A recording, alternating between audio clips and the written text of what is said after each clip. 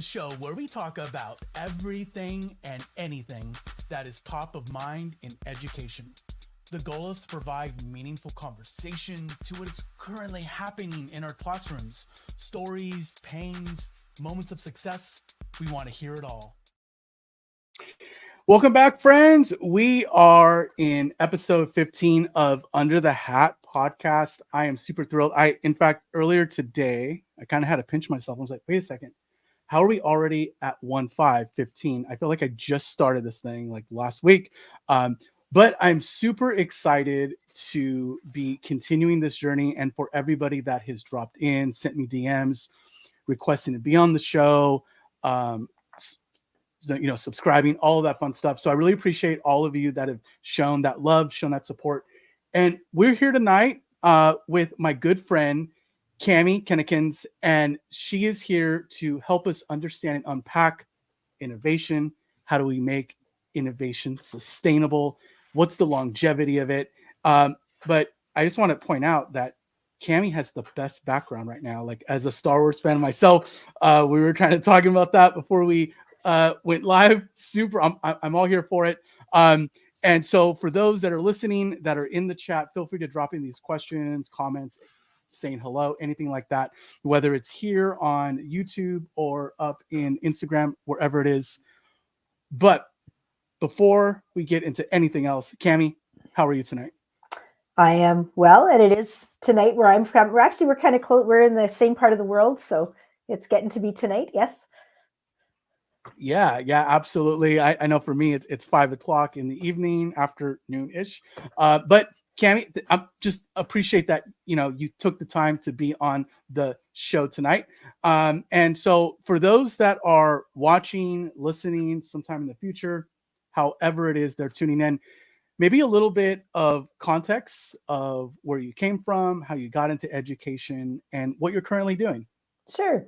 So I work in a small rural-ish, well, no, it's rural. It's not rural-ish school district in the southeast corner of Alberta in Canada.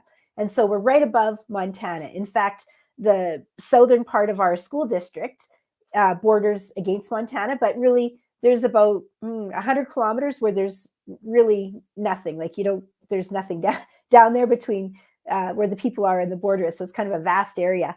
If our school district was an American state, it would be about the 41st largest, bigger than Hawaii and smaller than Maryland. So geographically, that's a lot of space. And that matters to me because my role is a district instructional coach.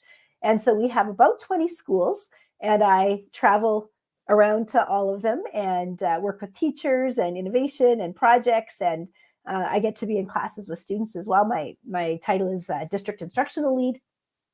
Before that, I've done that job for I think my sixth or seventh year. Before that, I was a high school social studies and English teacher in the same district.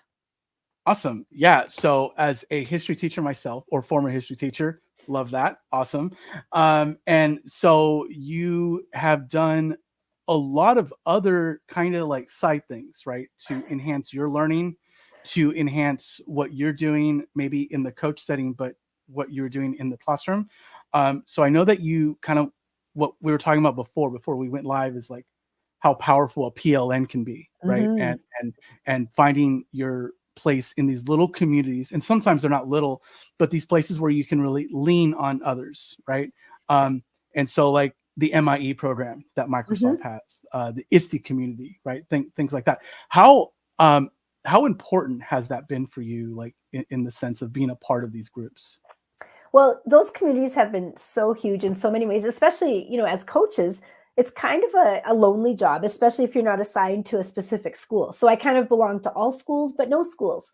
And so, there's that, if there's a party, everyone's having a Christmas party, but I don't fit, right? Or, so there's just those little types of things where you don't necessarily have your people the same way that you did when you were at a school. And so some of those PLNs, whether it's, Google trainers or ISTE community leaders, or the Microsoft side, I work with Logix Academy, is a group of ed tech trainers in Canada. Those PLNs, those groups become your people in a way that is really powerful. So those people and those spaces have really caused me to learn and grow and try new things. So I love those spaces.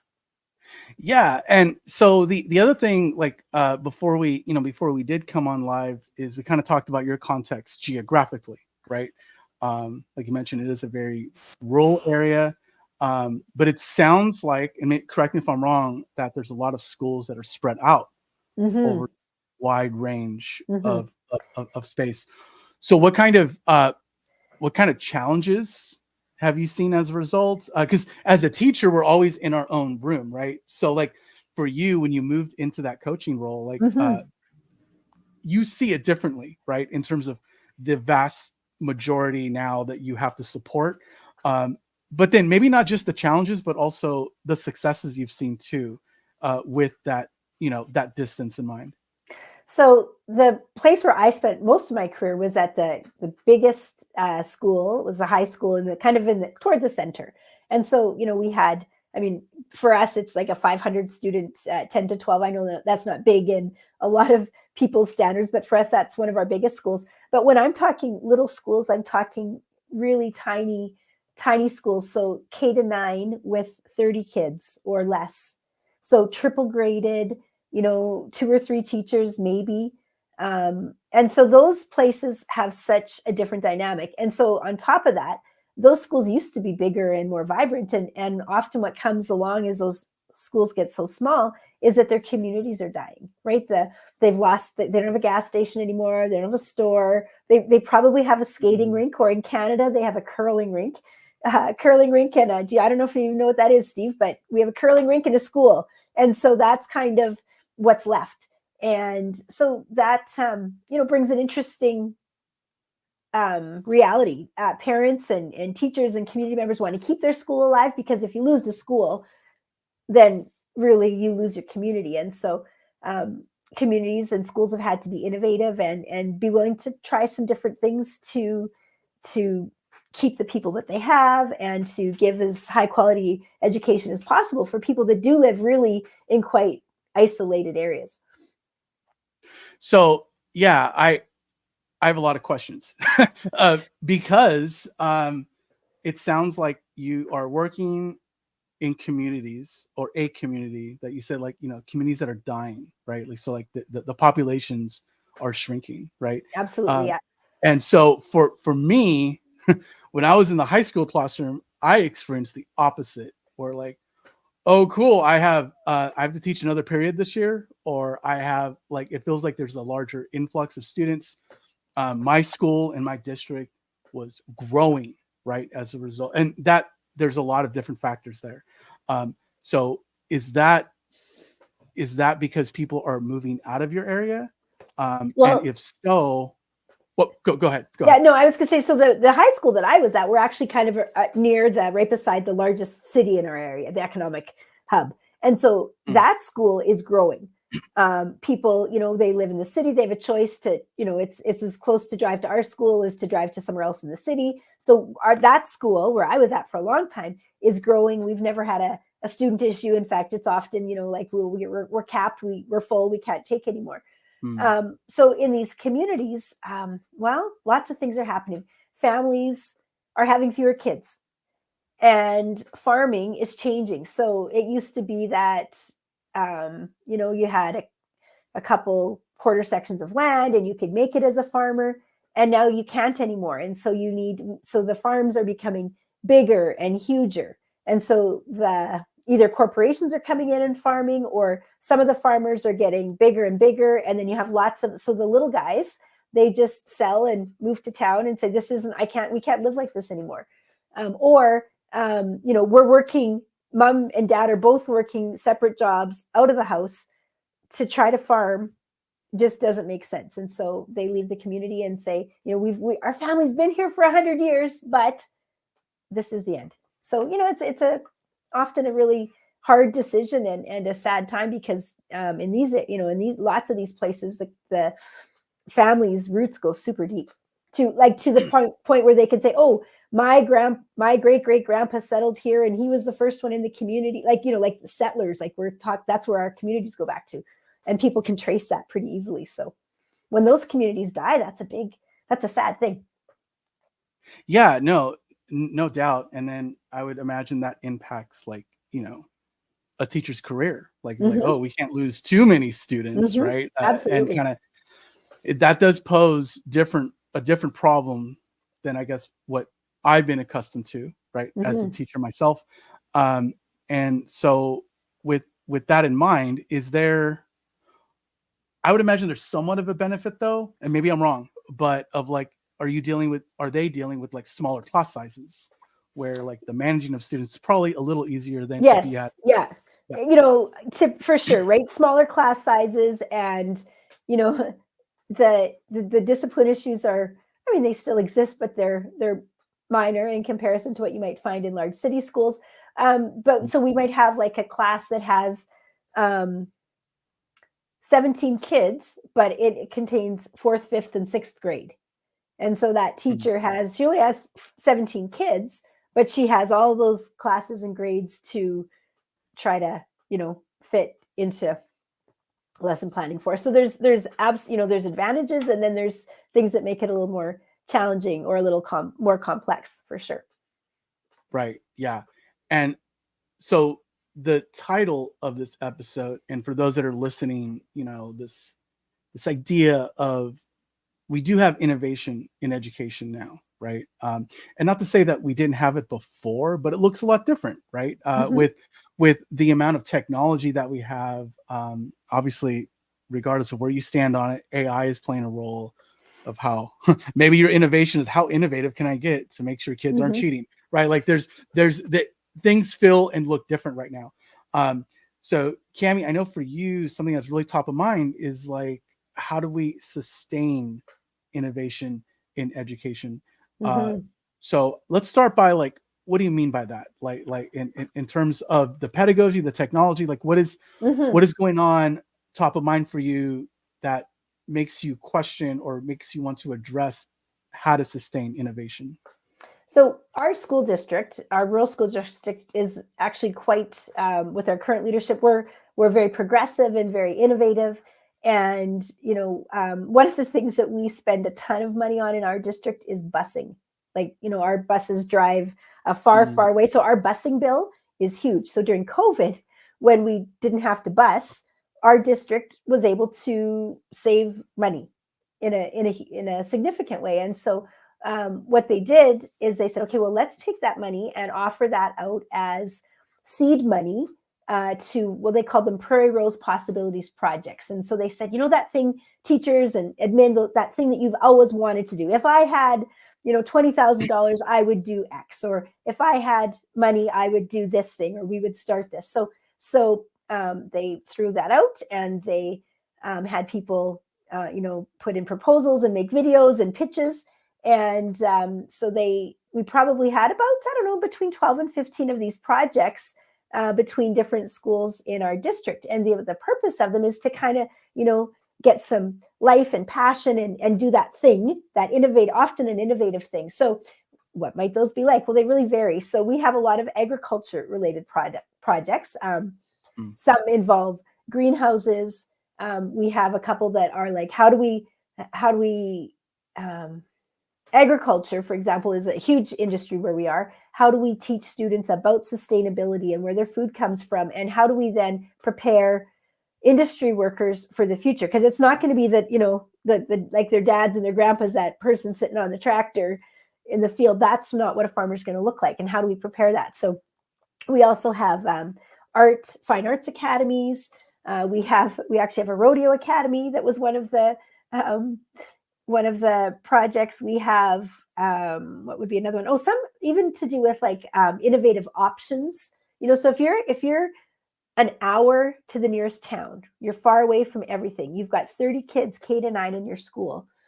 You can imagine that you're limited in the amount of CTF or CTE programming. Those career welding and cooking and carpentry and all of those types of skills. Like, you can imagine that hardly, how do you provide programming for that when you have 6 kids in grades 7 to 9? right? So one of the programs is like so they came up with some really innovative ways to provide that for their students, where they hadn't had that for like almost decades. So just a whole range of projects, like I said, some are agriculture based, but lots of arts projects, sports academies, all sorts of stuff. So those are the innovations, and people get excited. But then my question is, because I often work with them and helping them get their ideas off the ground, and maybe some marketing and branding and that kind of thing. What happens when the champion changes schools or retires or leaves? And so then we have this project, and people are, well, I don't know anything about a greenhouse, or I right? So what happens when that champion leaves, and how do we sustain innovation? How do we make that innovation, that innovative idea, sticky enough or resilient enough that it will continue once that champion maybe isn't there anymore? So that's where my question comes from. Yeah, we've at least talked about this on the show at least 2 times, maybe 3 times, including this one, of like what happens when that like you said, you call that person the champion, right? In my mind, I'm like, oh, the visionary, like yeah, whatever, whoever and whatever you want to call it. But like when they move on, their ideas move on with them.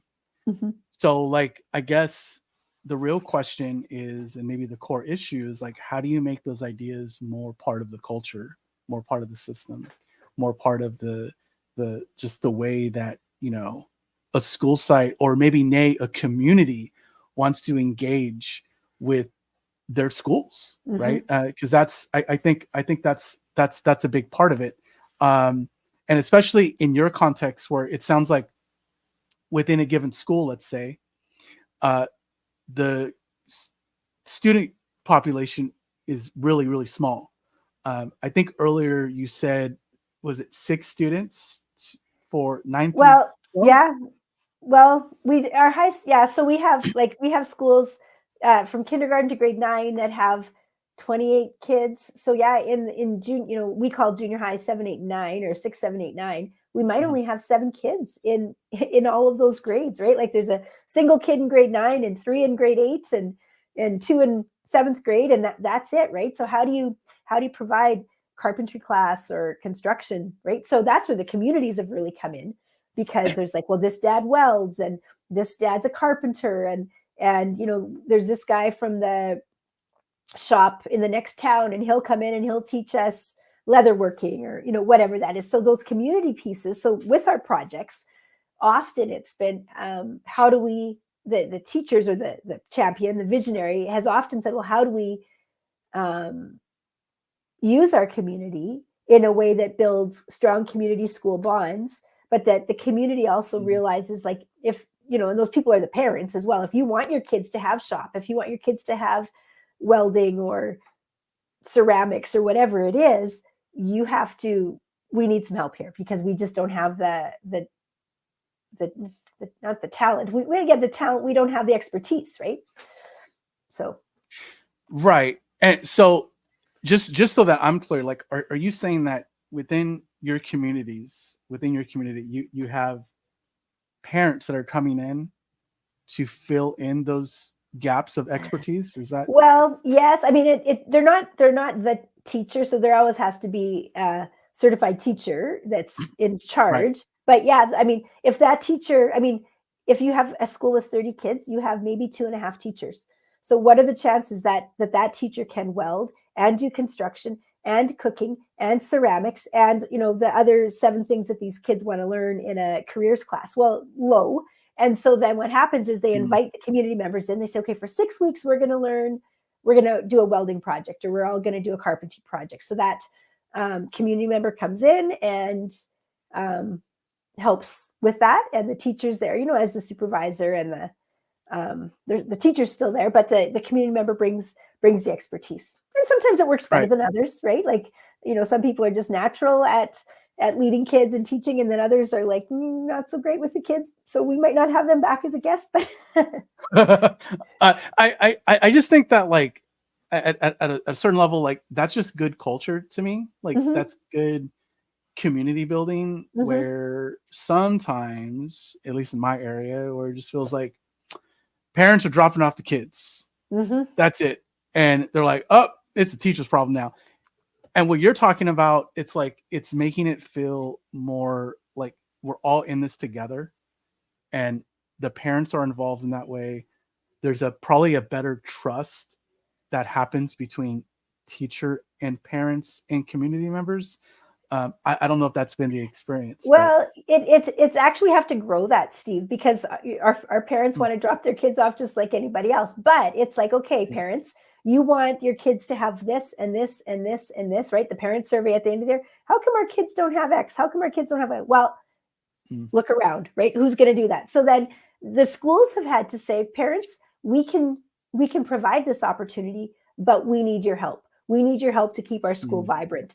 And so once some of those schools that have changed the framing of we can't do this without you, and if you want your kids to have these experiences that we can't provide otherwise, you need to have some skin in the game and help us out. So that's in many communities, especially the really tiny ones, that's been part of the often been part of the innovation is how do we involve our community members in a way that helps sustain whatever the thing is. yeah. No, that's certainly good context for this conversation. I I guess my other question too is because we're talking smaller class sizes, we're talking Hmm. smaller student population. So like if you're talking like like a junior high context in my area is like bell to bell. So you have first period with Hmm. all 40 kids, and then you know try to rinse off the bruises, and boom, the next 40, and you do that like 5 or 6 times, right? So within what we're talking about here, like what does that look like? Is it bell to bell setup? Is it everyone in the same room? Because I would imagine that that must look a little different. Yeah, we have schools like that, like where we have larger junior high schools, and it's the same thing. It's bell to bell, next class. We have a lot of pretty traditional models that way, but in some of those smaller schools, all those those grades will all be in the same class. So first, second, third grade, sometimes even kindergarten with them, and then fourth, fifth, sixth, and then seventh, eighth, ninth, and they're in like there's three classrooms, right? And that teacher teaches those three kids, and so lots of times there's different ways to do it when it comes to core. Like they'll do the grade 4 math lesson, and the grade 5s are working on something, and then the grade 4s get working, and then they'll do the grade 5. So it's very complex. Often, sometimes they'll cycle material. So let's say science. They might say, okay, this year we're going to teach the grade 5 science to everybody, and then next year everyone gets the 6th grade science. And that usually works until something happens, and then everyone then no, oh, we missed a grade, and like, but it's like, well, I guess yeah. So it doesn't always work, and sometimes there's a lot of different ways that they try to just make it work, right? With all that that diversity of ranges and one teacher. Yeah, yeah. No, that's again like good context to like understand uh how your teachers are working and Hmm. kind of pivoting. Yeah. Because it could be for those that are listening like a different thing. So there's different challenges, um, but yet different like success criteria too, right? Hmm. And so that could be the piece there.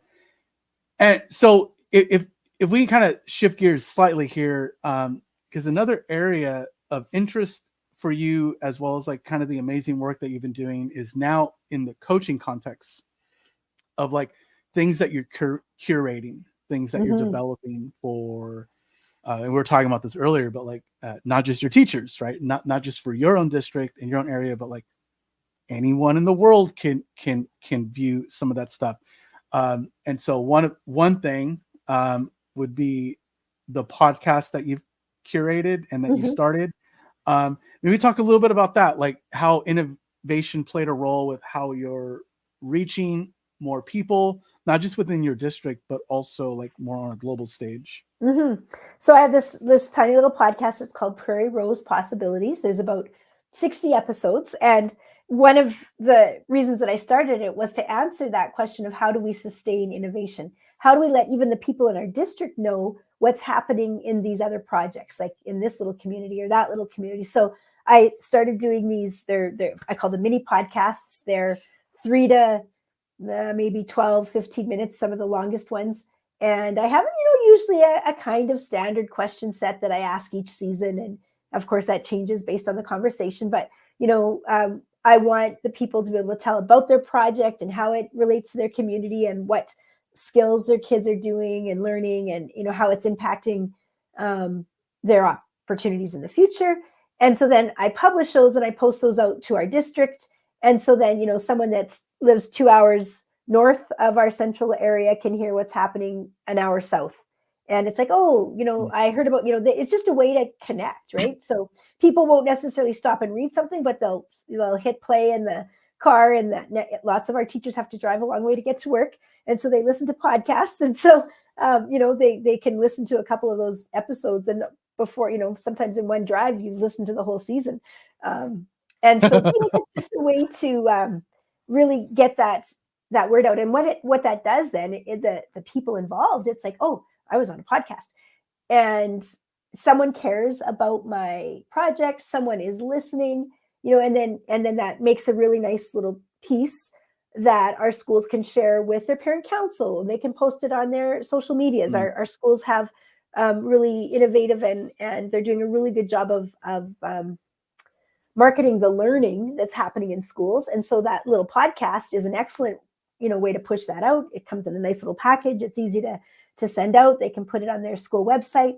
And so within our district, the trustees listen to it. It's been a really good way to cross-pollinate maybe, and just get people, build community within our district, between all those little schools, like, oh, well, this little school has a greenhouse and we have a greenhouse and our projects are similar. Well, let's get together and talk. So those types of things. So that little podcast attempt has been one of those ways that I said, okay, one of the ways we can sustain innovation is just by shining a light on people's projects and having them feel that someone's listening and someone cares and that their project matters. So that's kind of how that one goes. Then in my role as a coach, one of the things I do a lot of is professional development. And to bring people physically to our central area in our huge district is very expensive. And teachers from our furthest places have to drive 2 hours to get to our central office where professional development would be held. And in another direction, it's an hour and a half. And right. So you don't bring people in lightly for a professional development day because they have to drive so far. And so partly, with COVID, that really changed people's willingness to hop on to a Google Meet or a Zoom training. But we're doing lots of virtual trainings. And then one of the things we've really started to do is lots of little, again, mini packages of PD. I do lots of skills. One of the ways I build technology in our teachers is with these little skills blitzes. So every month there's a new topic, and it's a 3 or 4 minute video where I show a skill and they have to do a challenge. And then they submit the challenge and I send them 10 Amazon bucks. And people will do a lot for 10 Amazon bucks, right? It's like nothing. But our district has saved a ton of money on providing mileage and subs.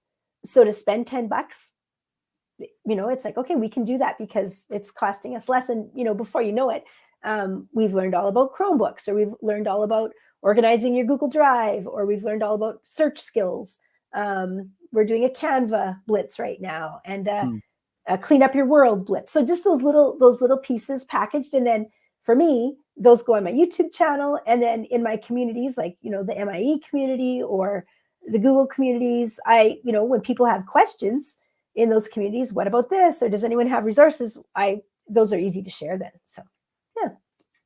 Yeah. No, I feel like with like the Blitz idea and then the podcast, you're solving a lot of things simultaneously. Right. And so if we can just quickly go back to the podcast, the first thing that came to mind was at least in my area, especially like the larger districts, right? Like the Hmm. big ones in the States, teachers feel so distant from where they are to the superintendent or the trustee or Hmm. the board member, and even sometimes like the instructional coach, right? Like that's a thing too.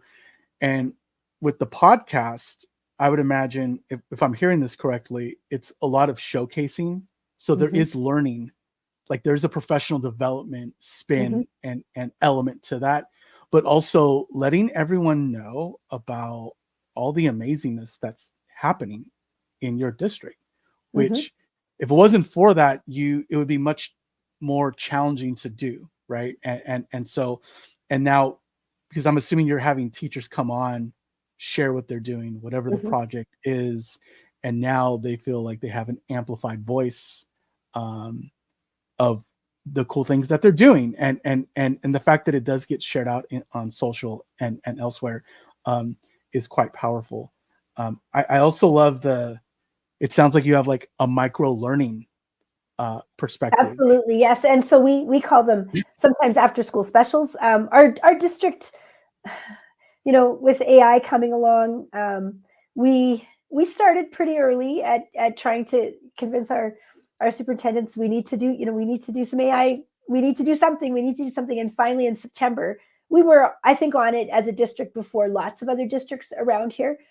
We started, myself and some of the other instructional coaches. There's three of us in our district. We started to do these little um, workshops before division PD days or after, and then after school, these little, we call them after school mini series. And so, at 3:30 when school's over, hop on to StreamYard and, or, join us on YouTube, and I'll do a 30-second or 30-minute or 20-minute tutorial on a new tool like Diffit or Magic School, or, some of those new tools as they were coming on. I'm just doing another little series now about, it's called About AI.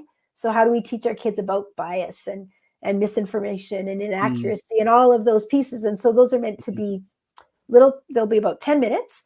And so the teacher can they're either play or pause or co-taught. So the teacher can just press play on YouTube and listen along with the kids, and then pause it when it's time to do the activity. The kids do the activity, and then they can press play and, get the the end of the show, and we tie it all together, and that's 10 minutes. And so within maybe 20-25 minutes, the teachers had a little canned lesson on AI. Or the teacher will watch it for 10 minutes and say, Cammy, I can do that, no problem. And so I've given them a model, and then they don't need me. They just replicate it, and they're able to have that in their that strategy, for teaching kids about bias or about inaccuracies. And okay, well, I can do that when the time is right. And then they look for that moment of ripe learning, and then they just replicate that. And so those have been, we're just kind of getting the first ones rolling off. We've done about 2 or 3, and they've been well received because they're short, and that seems to be the key, short and convenient. So yeah, no, that's such a big part of, um, how we're teaching anyone right now, is mm-hmm, like short to the point, like TikTok generation, right? Where like, mm-hmm, and it's not always attention span, as that might be a thing, right? But it's also like the amount of time in a teacher's day, or the amount of time that you have, just the bandwidth of like processing new tools and new things, especially of AI nature. mm-hmm. Um, yeah, and so we're kind of coming up on this time, Cami, to kind of unpack this question, and you may have already done it, right? And so that could be a thing, but the big question on this show is, Mm. what is top of mind right now? What is under your hat in terms of what you're seeing, like the good, bad, or the ugly, right? And so, with what you're doing, the amazing work that you are, engaging in with your teachers, and in your district and out of your district, what is top of mind for you right now? Well, certainly lots of that AI space and that spin of what's that going to look like and how's that going to shape education. But let's say that that's a given, and that's coming whether we no matter what we do, that's coming for us like a freight train. I was actually having a conversation with some coaches from around the United States earlier today, and one of the things that we really talked about is how perhaps even more since COVID, we're really falling back into a consumption mindset with students. So many districts are one-to-one, and those computers, it's like, here's a program, click, click, click, next level, click, click, click, next level. So the students they're not creating content, they're consuming, whether it's a reading program or a math program. We're just feeding them these programs, and they're on the computer, they're on the screen, but it's just, it's probably differentiated and it's at their pace. So there's some benefits, but it's just click through, right? And so one of the things that, as a learner and a technology coach, is how do we get our kids to be creators, not just consumers?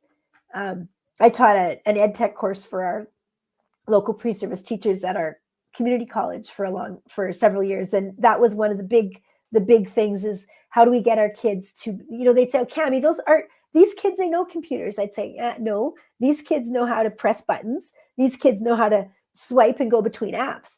But kids and, the students who were, often younger than me, just out of high school, they didn't know how to create either, right? They could consume, they could scroll, but how do you then become a video creator or a podcast creator or a graphic creator, right? So, we were using Canva probably the second day that it came out, and back in the early days trying to create graphics and movies. I had a couple students that came to me afterwards, and they said, you know what, Cammie, I hate, we worked so hard in that class, and I said, why do we have to use iMovie, and why do we have to do all this? And they said, right now I'm doing wedding videos as a side gig because I started in your class and you showed us how to use these tools. And right. So just those like if we give the kids the tools to be creators, not just consumers, they'll benefit from that. But I think teachers are so tired right now, and it's easy to, I think there's maybe a generation of teachers that's like, well, don't you just get the things on Teachers Pay Teachers? Like, why would you make that, right? Like you can just buy it for $3. Why would you, right? So that part is really, how do we get kids, teachers to be creators and not just scrollers and consumers? So that's one of the things. Yeah, no, that's super good. I used to have that conversation with my students like weekly, if not daily. Mm-hmm. Because some of my students, they loved the technology. They loved how I was using it, how I was allowing them to engage with it. But then that wasn't every student, right? There were some, they're like, why do we have to learn tech tools in a history class? And, having that conversation of like, well, we're using this tool to enhance your learning of the history or to build a skill that is pretty important right now, considering where you're headed into industry, regardless of where, right? And so for me, that was always top of mind of just explaining to students, like, the tool is there, the content's important, yeah, but how it's being used transformatively matters for your own outcome, right, and your own learning.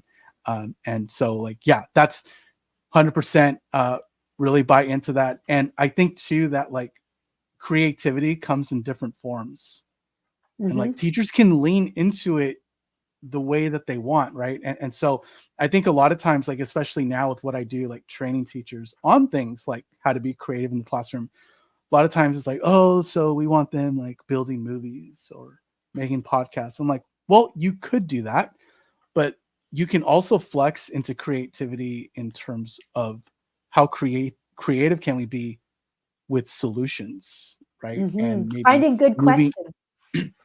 Good questions, right? And so for me, like the project-based learning build of it, the design thinking build of it, like getting students, like going back to that community piece, right? Like how do you creatively engage with problems, engage with questions that puts the learner first and puts their passion first. And I think that like there might be this misconception that creativity has to be like create. It comes in different forms depending on how you engage with it. So I just wanted to share that little piece. Well, for sure. And then I think that's also connected with finding, being not just a problem solver, but a problem finder.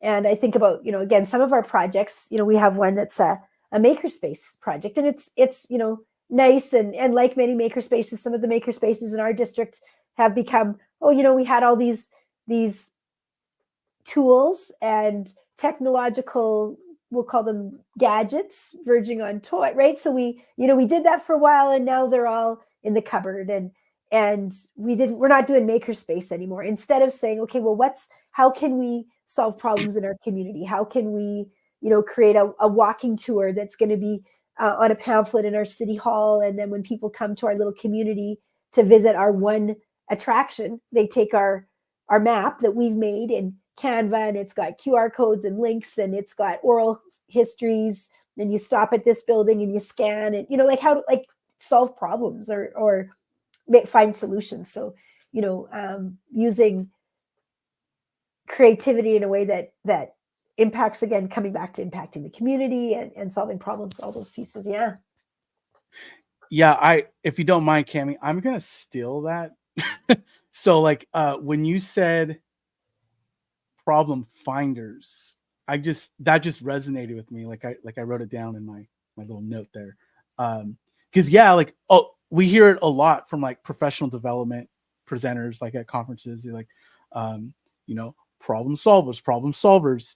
But this idea of finding the problems, right? Because a lot of times we as people, we get frustrated with things, but we don't know what the core of the problem is, or it's hard for us to get there, right? So teaching that skill of being problem finders, I think is something that is super powerful to have in the classroom, right? But it's hard. It's hard shift, right? Even for teachers, sure. It's a it's a goal. I think it's, we keep working toward that. I think it sometimes feels like 2 steps forward and 1 step back, but I think it's still a really good goal to work toward as we're talking about, projects and innovation and sustaining good work. Yeah. So, because you earlier spent a lot of time talking about the projects that are being done in your district by your students, by your teachers. Are these projects that are, because you talk about sustainability and, the agricultural build that's in your community. Are these projects that are intended, are they intended to improve the community? In other words, are they being implemented, or are they staying in the 4 walls of your classrooms? Just curious. It depends. And I think the ultimate goal is that it comes out into the community and benefits the community, right? So that it's, that it's both ways. And so different, it really depends on the project and the direction that it's taken and where it started. And some have really made their way into the community, and others haven't yet. And that's kind of in my role. One of the ways that I, try to shepherd these projects along is move them towards, in that sustainable sense. I think a lot of that answer, as we're talking, it's well, part of the sustainability comes from the community connection, right?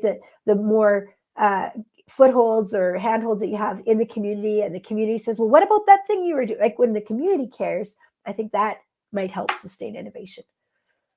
Yeah, absolutely. And I was doing similar work. I do know that it does take some effort, as a teacher, to do that reach out with the community. I had elected officials involved in my government class, right? I had journalists involved with some of the things and projects and initiatives that my students were working on.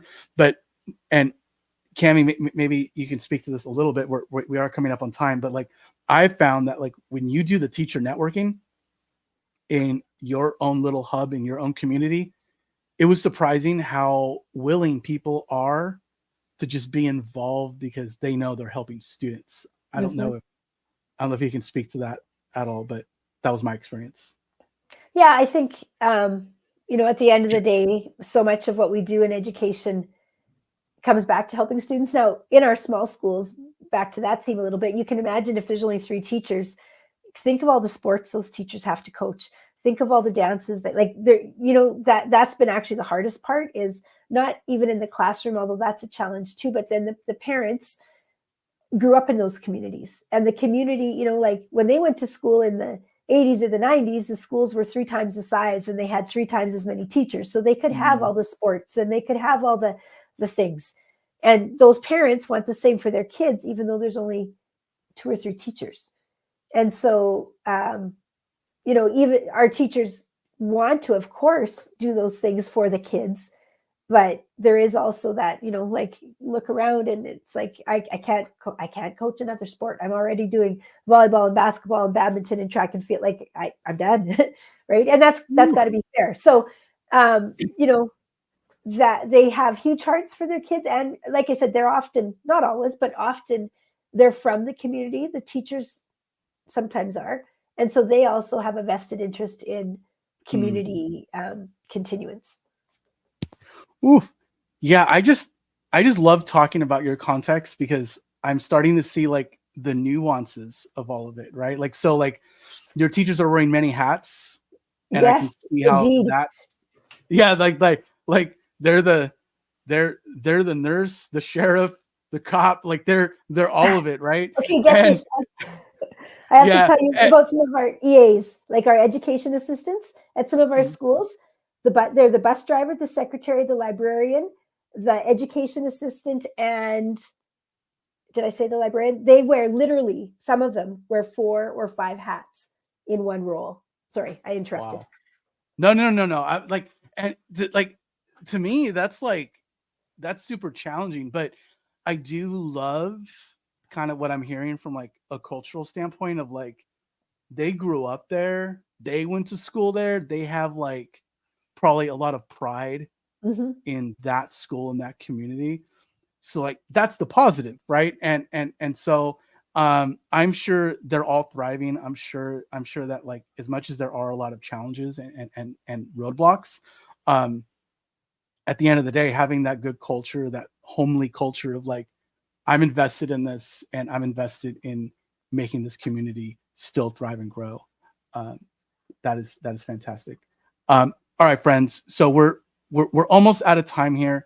Trying to be respectful of Cammie's time. I really appreciate you coming on, Cammie. I felt like I did a lot of learning just thinking about, oh, there could be different problems than my own area, right? Like, Yeah. we get so boxed into what we have done and what we have, you know, experienced. And so I appreciate that insight. For me now, like being more on the global side of delivering professional learning, like having that context helps me with the work that I do for my own company. So for those that are listening that maybe want additional support, or maybe have questions for you, what's the best way to reach out and find you?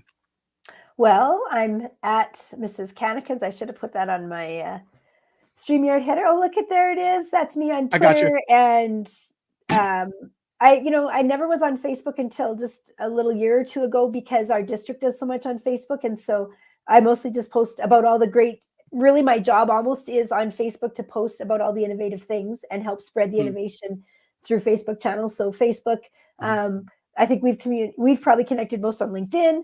So yeah, those places. Yeah. Awesome. Yeah. And I'll make sure that all of your links and stuff, they're all going to be in the show notes. This episode will go live at sometime today, maybe tomorrow, right? We'll see how it goes. I have like meetings after this, if you can imagine that. And so for those that are watching this, whether it's now on places like Instagram, or if you're catching this in the future, please continue to give out that support. If you like the content, if you like the conversations, please hit those subscribe, share forward, if you will. And as some of you may know, underhatpod.com, that is where you get all the links, where you can catch any of the episodes. And again, thanks for all the love that everyone has shared for the show, for me, with the work that we're doing here, amplifying those voices, continuing conversations, and discussing what's top of mind in education, and talking out, again, the good, the bad, and the ugly. We're all here for it. But Cammie, thank you once again. We're about to close. And for everyone that's listening, watching, just as always, keep your hats on, but keep your minds open. Until next time, bye-bye. Bye.